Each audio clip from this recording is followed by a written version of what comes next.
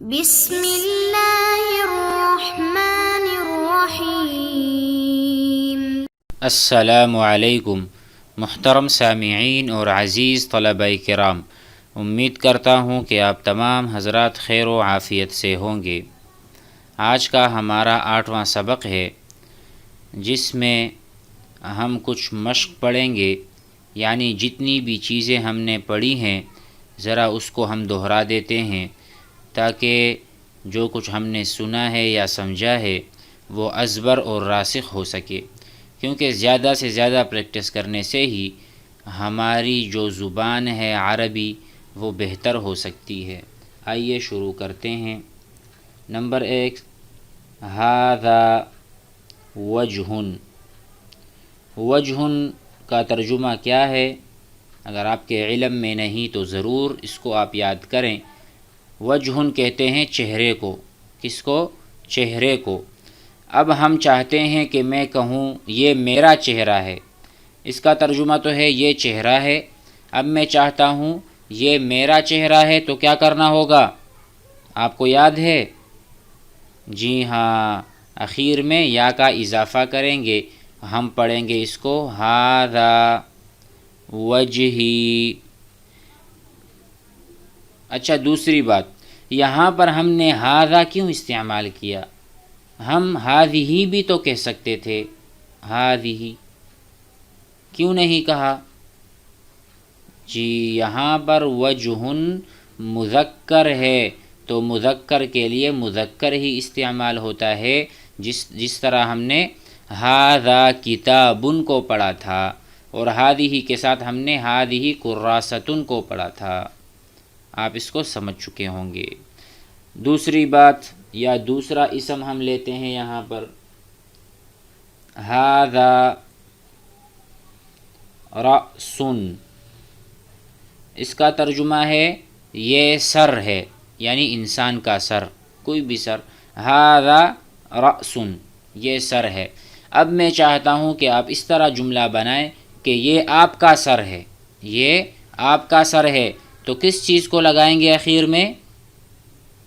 آپ کے لیے کاف کو لگائیں گے۔ کس طرح بنائیں گے جملہ؟ ھذا رأس، ھذا رأسک۔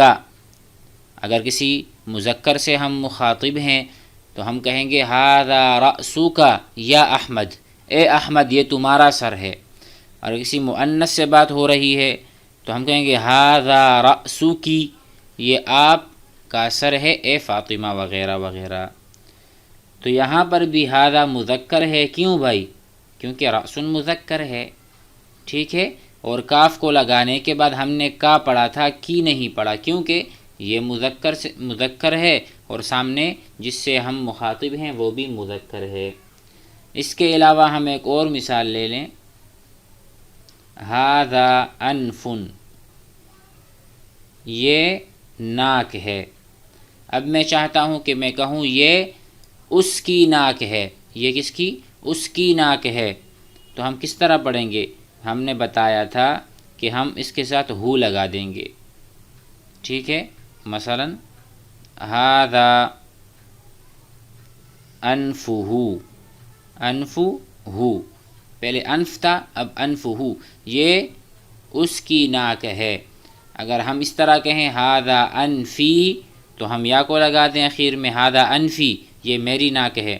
ھذا انفکا، یہ آپ کی ناک ہے، زبر کے ساتھ کسی مستورات یا کسی عورت سے بات ہو رہی ہے تو ہم کہیں گے ھذا انفکی، زیر لگا دیں گے، یہ آپ کی ناک ہے۔ تو محترم بھائیوں، یہاں پر ہم ان تمام اسماء کو استعمال کریں، کبھی یا لگا کر، کبھی کاف لگا کر، کبھی ہو ضمیر لگا کر۔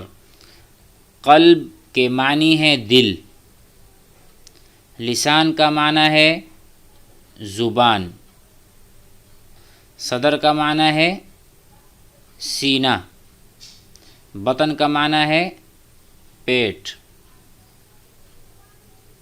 ٹھیک ہے، اور ظہر کا معنی ہے پیٹھ۔ تو اب ہم کیا کریں؟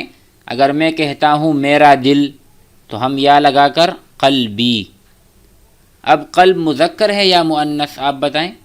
قلب مذکر ہے تو ہم شروع میں ھذا لگا دیں، ھذا قلبی یہ میرا دل ہے، وھذا قلبک یہ آپ کا دل ہے، ھذا قلبکی کسی عورت کو یہ آپ کا دل ہے.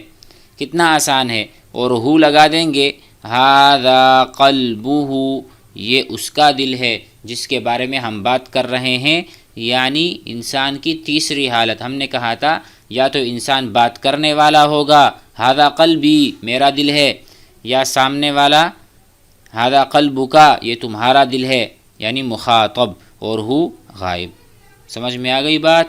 اسی طرح لسان کے ساتھ بھی لگا دیں، لسانی لسانک لسانہ، صدری صدرک صدرہ، ھذا بطنی یہ میرا پیٹ ہے، بطنک تمہارا پیٹ ہے، بطنہ اس کا پیٹ ہے، ھذا ظہری یہ میری پیٹھ ہے، ظہرک تمہاری پیٹھ ہے یا ظہرکی کسی عورت کی، اسی طرح ظہرہ. تو میرے بھائیوں اسی طرح ہم پڑھتے رہیں. مثلا کتابی کتابک کتابہ، کتنا آسان ہے. تو اس کو ہم اسی طرح یاد کرتے رہیں، جملے بناتے رہیں تاکہ ہمارا سارے کا سارا سبق وہ ازبر ہو جائے اور یاد ہو جائے. ذرا مزید پریکٹس کر لیں. یہاں پر ہم نے جملہ استعمال کیا ہے هل هذا طالب. هل کیا ترجمہ کریں گے؟ کیا سوال کر رہے ہیں.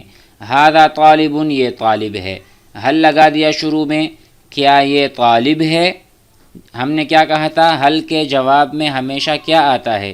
هل سوال ہوا، جواب میں اگر وہ واقعی میں طالب ہے تو آپ نعم کہہ دیں، نعم ھذا طالب، تو جواب مکمل ہوا، نعم ھذا طالب. اس طرح سے ہمارا جواب مکمل ہو جاتا ہے. لیکن اگر وہ طالب نہیں ہے تو ہم کہیں گے لا ہوا وہ استاذ استاد ہے، یا اس طرح کہیں لا نہیں یعنی طالب نہیں ہے، آپ نے انکار کر دیا، ھذا استاذ یہ استاد ہے. ہوا بھی کر سکتے ہیں اگر وہ آپ سے کچھ دور ہے یا آپ اس کے بارے میں بات کر رہے ہیں. تو اس طرح کے ہم 3 جواب بنا سکتے ہیں ایک ہی جملے کے.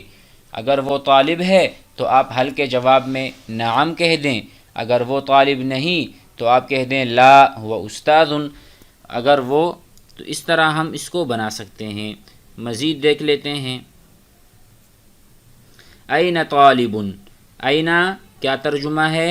کہاں، طالب این استاذ، این اخ بھائی کہاں ہے، این اب والد کہاں ہے، این ماں کہاں ہے. کچھ بھی لگا دیں اور کہاں کا معنی ہمیں اینا سے مل رہا ہے. این طالب تو جواب میں کہیں طالب فی المکتبتی، فی المکتبتی طالب علم مکتبے میں ہے. طالب فی البیتی طالب گھر میں ہے. طالب فی الغرفتی طالب علم کمرے میں ہے. کتنا آسان ہے. بس ہمیں ان الفاظ کو ڈھونڈنا ہے جو ہم روزمرہ استعمال کر رہے ہیں. تو اس کتاب کو دیکھ لیں الطریقۃ العصریہ کو کھول کھول کر، اور اس میں آخر میں الفاظ کے معانی لکھے جا چکے ہیں، تو اس کو ہم ضرور ریپیٹ کریں، یاد کریں، دہرائیں اور آپس میں پریکٹس کرتے چلے جائیں. تو انشاءاللہ ہمیں جلد از جلد اور بہت اچھی عربی آنے لگ جائے گی. اس کے بعد سوال ہے من ہوا. من کا کیا مطلب ہے؟ کسی انسان کے بارے میں جب پوچھا جائے، ہوا انسان کی تیسری حالت، وہ اس کے من ہوا وہ کون کھڑا ہے، وہ کون ہے. من ہوا جواب میں کیا آئے گا؟ ہوا تلمیذ وہ شاگرد ہے. کچھ بھی بول دیں. ہوا والد اسی طرح آپ کر سکتے ہیں